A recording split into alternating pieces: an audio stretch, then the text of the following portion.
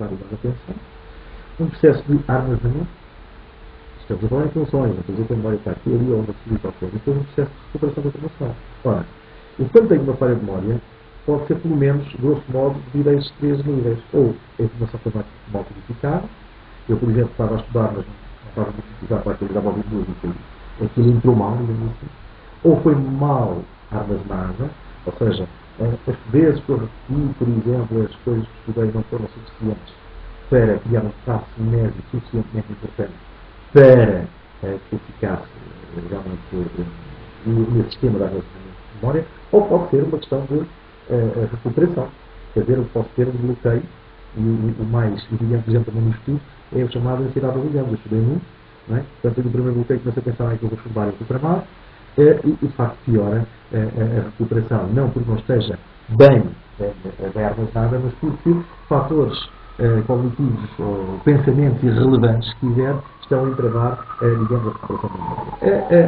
A implantação de memórias, digamos, falsas, está estudada de uma forma sistemática desde o final dos anos 70, uma senhora, várias pessoas, mas uma senhora muito famosa, chamada Elizabeth Loftus, que tem, na realidade, criado alguns paradigmas muito interessantes para percebermos que muitas características da própria pessoa, da própria, ou da própria situação, podem ser responsáveis pela implementação de falsas memórias. Por exemplo, aquele estudo clássico que ela tem, quando se mostra às pessoas um acidente de aviação, onde os carros chocaram, e a diferença que a gente tem quando observa a resposta das pessoas a uma questão como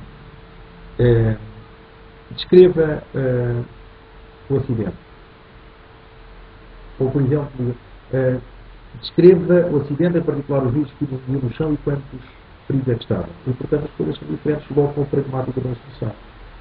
Ora, isto quando se trabalha na área criminal, tem que ter cuidado quando se pergunta, porque muitas vezes se está a sugerir uma resposta. Por exemplo, as questões para as falsas memórias foram, por exemplo, a discussão da hipnose.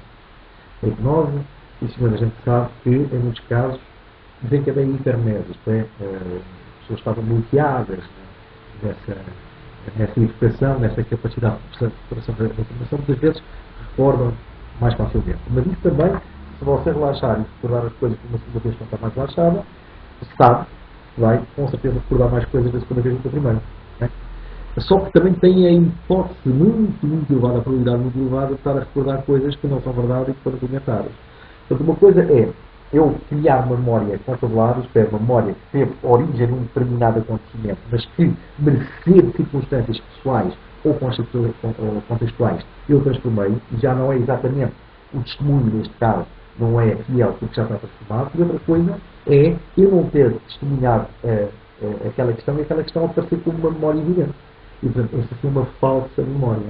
E, portanto, isto em pessoas, em determinado tipo de pessoas, com determinado tipo de variáveis de personalidade, como a sustentabilidade, a implicação emocional grande nos acontecimentos, é mais fácil de acontecer do que outras pessoas.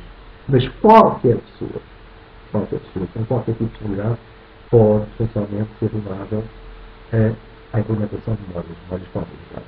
Embora haja grupos específicos que podem ser avaliados por uma coisa de personalidade mais vulneráveis e nos quais a credibilidade do testemunho deve ser calculada, digamos, como em função da sua própria capacidade de criar o acontecimento.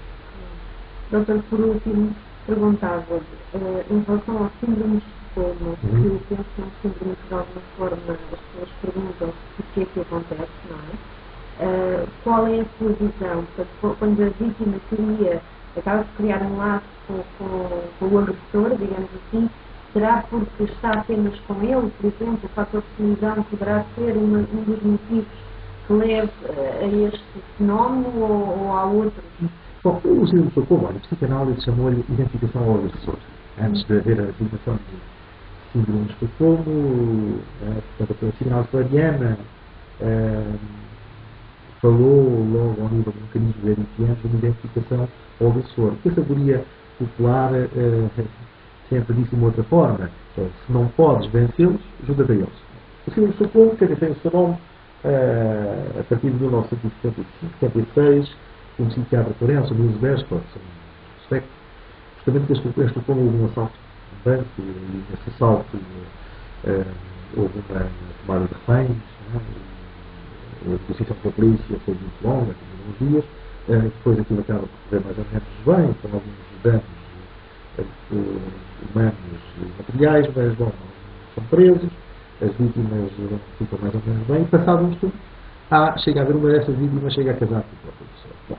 E ficou conhecido como múltiplos exemplos. A ideia que a maior parte dos investigadores têm, e que já germinava na ideia deste psiquiatra, mas que depois a própria psicologia evolutiva, se quisermos dele, uma ideia mais consistente, é uma ideia de avaliação de sobrevivência. Ou seja, em determinadas circunstâncias, a avaliação que eu faço do processo onde estou metido, quando estou submetido, por exemplo, a uma situação de grande pressão emocional, de grande stress, pela ameaça quase sempre de morte, é de submissão. Que no terreno da humanidade se confunde muito facilmente com a questão da associação afetiva.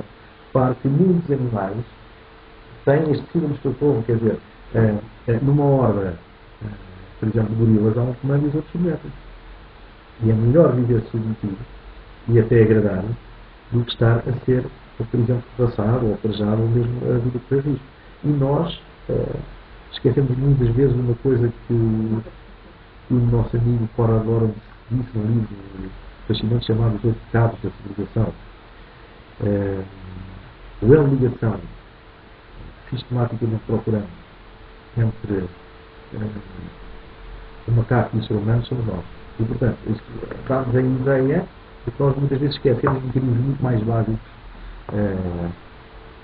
em prol de argumentações fascinantes e mais românticas, mas porventura não tão parcimoniosas para explicar o fenómeno. O síndrome de Estocolmo é uma estratégia de adaptação adaptativa de reação a uma ameaça digamos, da própria vida ou da própria segurança. E nessas circunstâncias a vítima tende a agradar ao agressor no sentido de tentar adaptativamente e quase intuitivamente, reconhecendo sinais não conscientes, agradar ao agressor com o fim de, digamos, sobreviver.